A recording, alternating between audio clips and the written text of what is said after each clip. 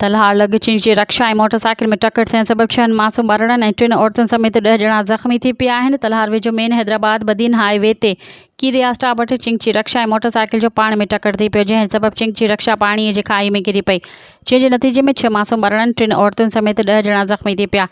ज़ख़्मियुनि खे रोड तां वेंदड़ मुख़्तलिफ़ गाॾियुनि जे मुसाफ़िरनि ऐं मक़ामी ॻोठाणनि पाणी जी खाई मां ॿाहिरि कढी। ज़ख़्मियुनि में 65 वरनि जी रतना वाघरी, 15 वरनि जी उमेहा वाघरी, 17 वरनि जी शुगना ऐं 40 वरनि जे हमरा दर्जी वाघरी ऐं 6 महीना पूजा, 2 वरियनि जी जानी, 5 साला साका विक्रम ऐं 2 वरियनि जी राणी, 3 वरियनि जी रज़िया, 2 वरियनि जी हसीना शामिल आहिनि। ज़ख़्मियुनि खे तलहार अस्पताल मुंतक़िल कयो वियो, जिते खेनि ते बि इमदाद ॾिनी पई वञे, जिते हिकु औरत जी हालत गणिती चोकी ॿुधाई पई वञे।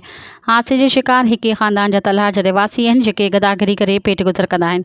मज़ीद ख़बरनि ऐं तफ़सीलात लाइ विज़िट कयो असांजी वेबसाइट www.awamiNewsHD.com ऐं ॾिसंदा रहो अवामी न्यूज़ HD।